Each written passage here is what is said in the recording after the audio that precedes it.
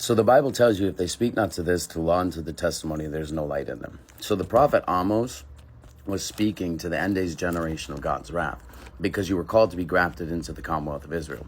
In Ephesians 2, starting in verse 11, wherefore remember that ye being in times past Gentiles in the flesh, okay? So the northern kingdom of Israel was scattered to the four corners of the earth because they celebrated Christmas and Easter. They went into captivity in Assyria. They never returned from captivity, okay? So they were devoured by the Gentile nations, and at the end of the world, up out of the Gentile nations, comes the lost sheep of the northern tribes of Israel, 10 lost tribes. Now, those that call themselves Israel in the land, they're not Israel, that's just Judah. One tribe of 12, okay? They're in the land, that's Judea, okay? Now, Judah's treachery is worse than Israel's backsliding because they never went to look for the lost brothers and sisters scattered to the four corners of the earth. Now, wherefore, remember that ye being in times past Gentiles in the flesh, who are called uncircumcision by that which is called the circumcision in the flesh made by hand. So the circumcision of the outward, right? Not the inward of that of the heart. So you need to be grafted in through the circumcision of your heart by the keeping of the 10 commandments and doing what God has required of you. And by calling him hippie Christmas Jesus guy, you're breaking the third commandment from the jump, okay? Because it says, do not take Jehovah's name in vain. The Father's name is Jehovah, his Son's name is Yeshua. In English, that's Joshua. And by no other name under heaven shall you be saved.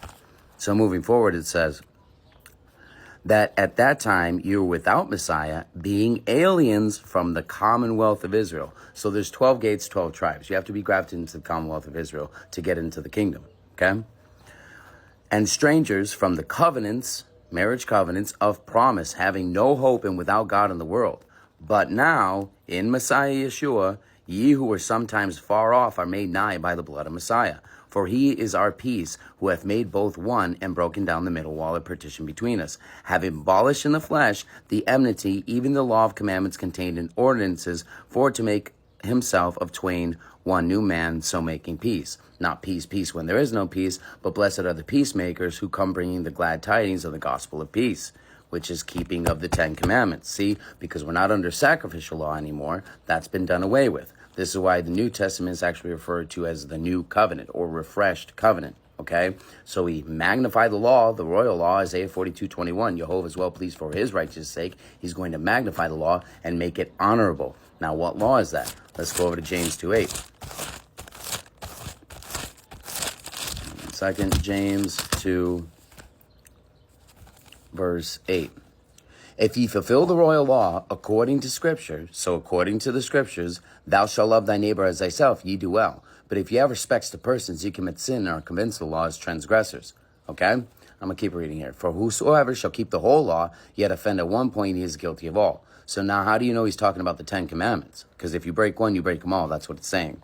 For he that said, do not commit adultery, that's a commandment, said also, do not kill. Now, if thou commit no adultery, yet if thou kill, thou art become a transgressor of the law. So speak ye, and so do. So having your conversation seasoned with salt, seasoned with conviction, because if you lose your salt, you're good for nothing but to be cast out and trampled under foot of men. And that's the 144,000 that are coming with the judgment, the fire judgment with Yeshua. Okay? So speak ye, and so do, as they that shall be judged by the law of liberty. Because whom the Son sets free is free indeed, because they're keeping the commandments of God by the divine influence upon their heart, which is grace, G5485. Okay, that's why by conviction through faith, which is belief and obedience, shall you be saved. You can't. How can unmerited favor teach you to deny ungodliness? It can't. So you're actually required to do something. Okay. So, for he shall have judgment without mercy, that hath showed no mercy, and mercy rejoiceth against judgment. So blessed are the merciful, for they shall be shown mercy. Go learn what this means, said Yeshua. I desire mercy and not sacrifice. Well, that's Hosea 6:6. For I desire mercy and not sacrifice, the knowledge of God more than burnt offerings. But let's go back up to the beginning. If you fulfill the royal law according to Scripture, thou shalt love thy neighbor as thyself, ye do well. Okay? Well, according to Scripture is Leviticus 19:15-18. Ye shall do no unrighteousness in judgment. Thou shalt not respect the person of the poor, nor honor the person of the mighty. But in righteousness shalt thou judge thy neighbor. Thou shalt not go up and down as a talebearer among thy people, neither shalt thou stand against the blood of thy neighbor. I am Jehovah.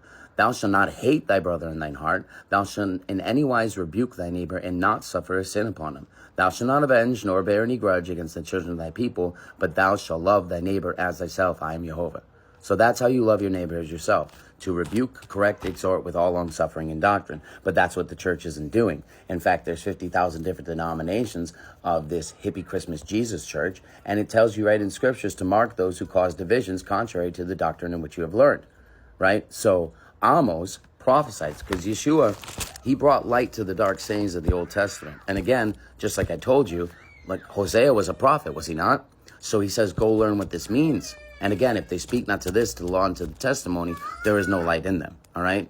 Your Messiah even came already. But the problem is you chose the one who came in his own name. I'm going to read that for you, and that's John chapter 5, verse 43. I am come in my Father's name. No, let me start in 42. But I know you, that ye have not the love of God in you. The love of God is the keeping of the Ten Commandments, Deuteronomy 5 and 6. So I know you, that you have not the love of God in you. I am come in my Father's name, Jehovah. Yeshua means Jehovah's salvation, okay? And you receive me not. If one shall come in his own name, him you will receive. And that's the son of perdition sitting in the temple of your heart, proclaiming himself to be God, which is 2 Thessalonians chapter 2, verses 3 through 4. Let no man deceive you by any means, for that day shall not come, except there come a falling away first. So that's the word of apostasy. That's the bill of divorce. He's going to cut you off from among the people because you love not the truth, but believed a lie. Okay? So there's going to be an apostasy first, and that man of sin be revealed, the son of perdition. Well, the watchmen are going to reveal who that son of perdition is. And it's the Jesus guy, the one who came in his own name. That's Che, Zeta, and Stigma, 600, 6, a number and a name, written of in the book of Revelation 13:18. Okay? You all are worshiping the Antichrist. Everything surrounding this Jesus guy is pagan. Christmas, pagan. Easter, pagan. Sun God Day worship, pagan. You guys are doing everything that God hates right now. And this is why all the prophets from Samuel to Malachi prophesied about the end days generation of his wrath. So there's got to be the revealing of the son of perdition, which is the sons of perdition, and that word in the concordance is Apollyon, right? And who opposeth and exalteth himself above all that is called God. And that's exactly what you guys are doing in the church. Opposing and exalting yourself above all that is called God, according to Scripture. Or that is worshipped, and you guys worship your crucifixes, your Easter bunnies, your Christmas trees, everything, even each other. Through loving the preeminence of men. It's disgusting. You guys worship your pastors, who are the Jeremiah 23 and Ezekiel 34 lying wolves that Paul warned you were going to come into the church and preach for doctrine, smoother, tickling words after the traditions of men, making a merchandise out of Jehovah's people. And you were warned about these things. These pastors are lying to you. Come out of her, my people. That's what the book says. Be not like them. So that he as God sitteth in the temple of God, showing himself that he is God. So now how many Christians are saying Jesus is God? You see, that's the Antichrist spirit of error sitting in the temple of your heart, proclaiming himself to be God. Know you not that you are the temple of the living God, and anyone that defiles the temple, God will destroy? So this is your warning before destruction, because he's coming upon you like a thief in the night to those who do not watch and pray. To watch is Ezekiel 2, 3, and 33. Son of man, if I send a sword upon the land and you don't warn your people, their blood's on your hands. Son of man, go warn my people for me. They will not listen to you, for they do not listen to me, for they are hard-hearted, impudent, and stiff-necked children. But you warn them anyway, right? Because then when these things come to pass, the Lord shall come, then you know there was a prophet in your midst. And if you choose to forbear everything that I've told you just straight out of the book, in Deuteronomy chapter 4, it says, when you find yourself in great tribulation, and all these things come upon you, then you're going to have to proclaim or call on the name of Jehovah. That's what the word call means, is to proclaim his name, because he's going to save a lot of people for his name's sake. Because that's how you get to know your Father, right? By knowing his name, knowing his doctrine, knowing his word, line upon line, precept upon precept, here a little, there a little, not listening to your freaking pastors, rabbis, all these people that are lying. The whole world is deceived except for the very elect. So choose this day whom you will serve. As for me and our household at straightsthegate.net, we choose to serve Jehovah and to warn our brothers and sisters of the coming judgment, so that way you don't perish. Choose life, not death, blessings, not curses, by the keeping of the Ten Commandments, the Rainbow Covenant, and then fulfilling the royal law according to Scripture.